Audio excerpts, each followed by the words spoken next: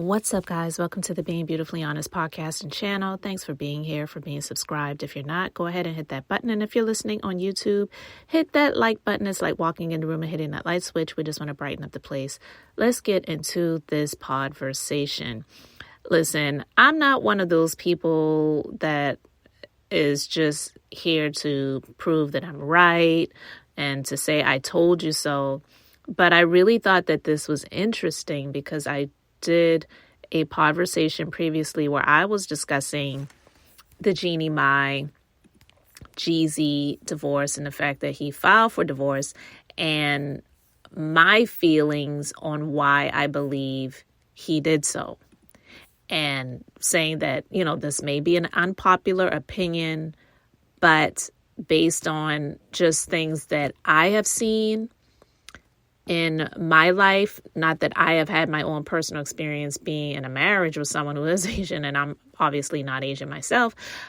I was speaking to that because I thought it was really ironic that when she was on The Real, she just came out to do this speech about how she wants to submit to her man, that she wants to be submissive. And I'll just put a link to that conversation if you have not checked that one out. But just if you haven't, go ahead and listen to it and let me know your thoughts in the comment section there. But anyway, I talked about that and how it's just really ironic that it's only been 2 years of marriage and Jeezy's like, I'm done. And, it's just really ironic that, and very telling, I should say, because there have been people in this, what they call this black manosphere, that wanted to try to throw this marriage and the relationship into black women's faces to say, hey, this is what you got to be like if you want to pull a man like Jeezy. Not saying that any of the black women out here want a man like Jeezy, but at any rate, they were trying to use that as a flex, right? And now we see that whatever it was that she was flexing on him, it wasn't enough to keep him. And I'm not here to celebrate the demise or downfall of the marriage because honestly, it really is, I would say, a shame because they have a child now in this situation. And I saw clips of the little baby, very, very cute little girl.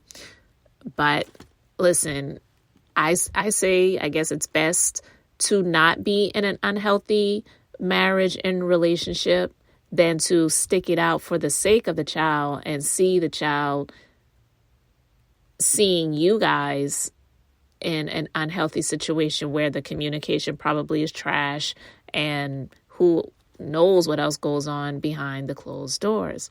Well, I did that conversation previously, and now there is this clip. It's on the on-site Instagram page, and I'm going to play this clip, and I was like, wow, guess I was on to something, huh? Called me out on it. I didn't notice that I had a hot temper until I got with Jeezy, and here's a person who is my equal and I really respect. And when I would spew some of my old habits, and he was like, like, who, that's not flying here. And also, it would trigger him to come back at me with things where I was like, who the fuck do you think you are? But I was triggering him. But he never told me to fix my temper. I just saw it and I thought, unless I want to stay in this place where I lose this person I love and I stay in my comfort zone of doing what I want to do and function the way I have for the last 40 years where nobody else had to stop me.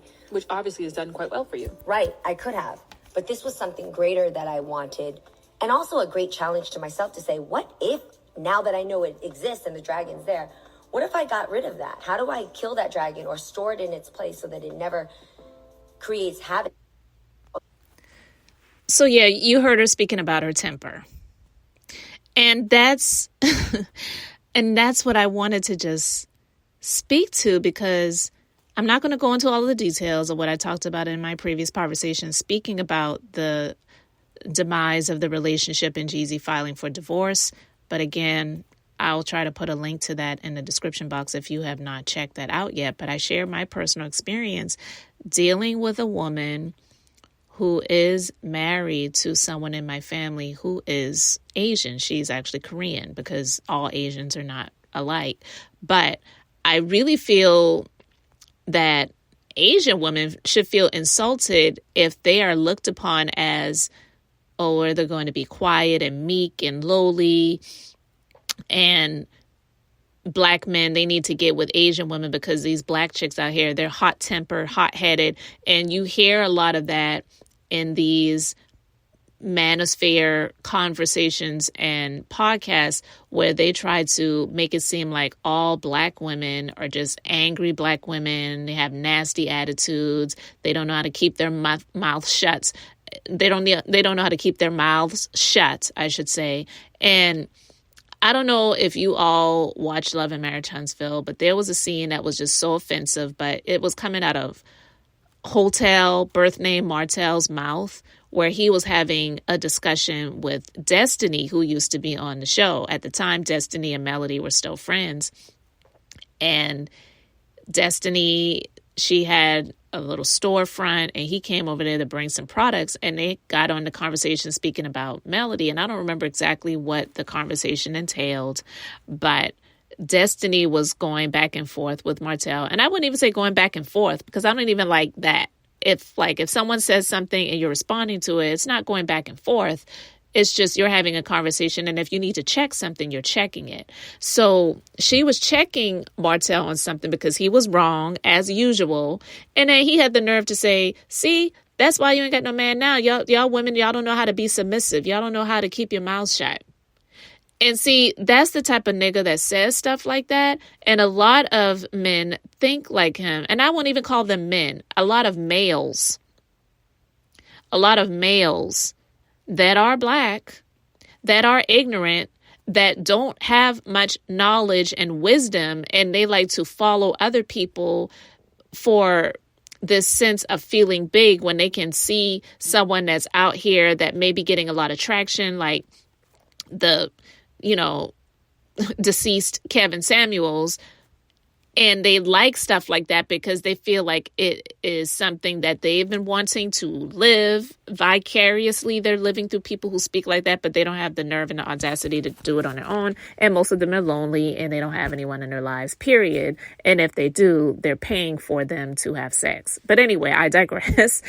The fact that Asian women may be looked upon as quiet and meek and lowly and soft-tempered and all that other stuff, it really is not true. It should be insulting because if you have the mouth to speak and you see something that you don't like or whatever, you should have the right to speak it, not just feeling like, oh, well, I have to go along to get along because this is my place. This is what he bought. And so I have to please him. Like, no, that stereotypical, me love you long time. That is disgusting. It's disparaging. And that is how a lot of Black males, I should say, a lot of Black males may see Asian women, fetishization. You know what I mean?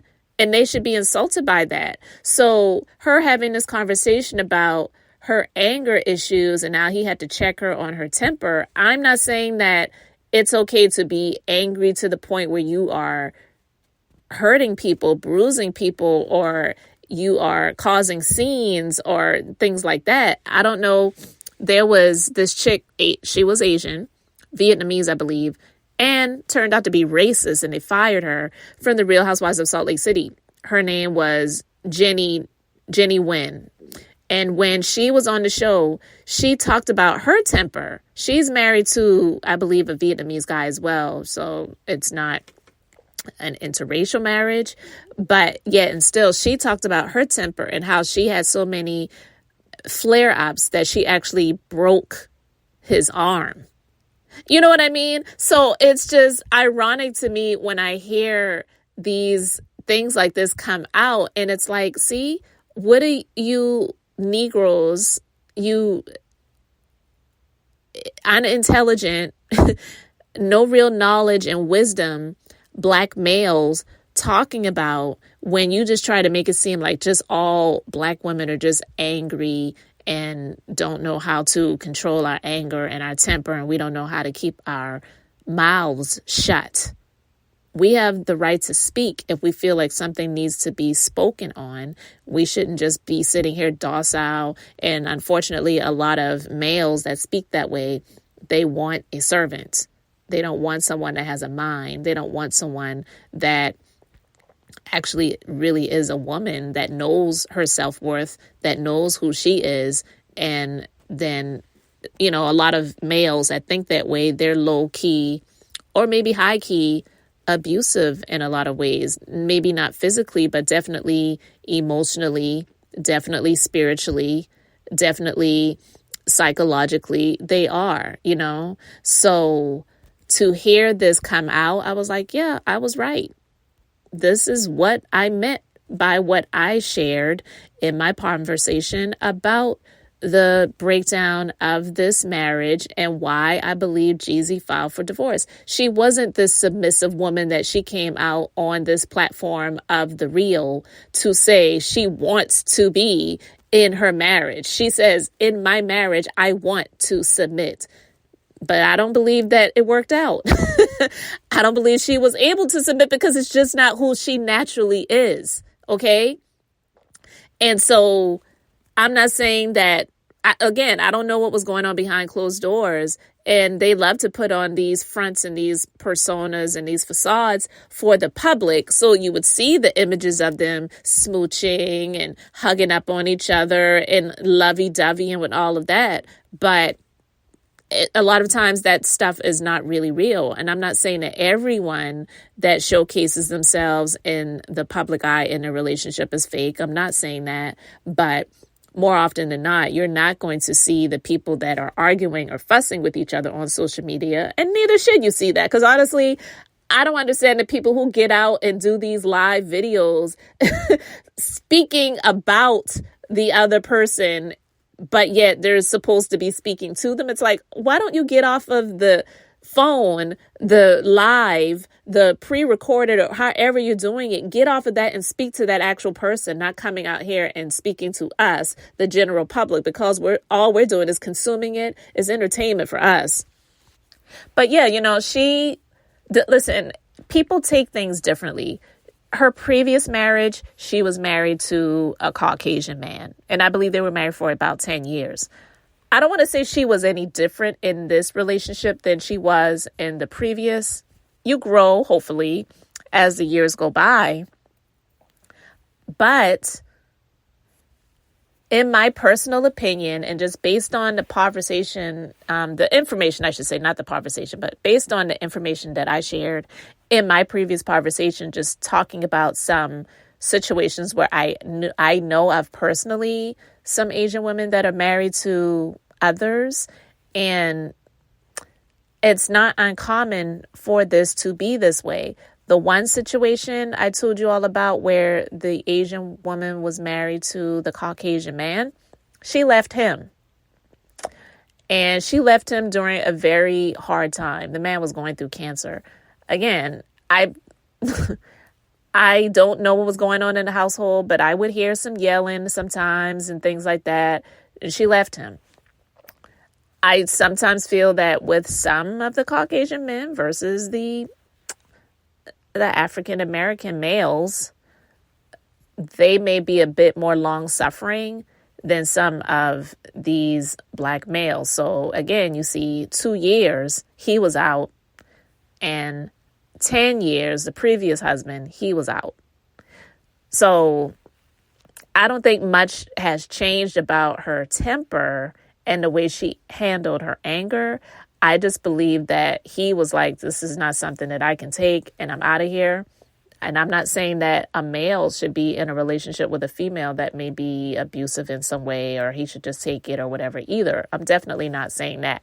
I was not in their household, but I had a feeling that it had something to do with that non-submission. So in my personal opinion, I felt like when she came out and made that statement on The Real, that was a declaration for him to say, look, babe, I'm trying, because the signs were already there, but he chose to proceed and move forward anyway.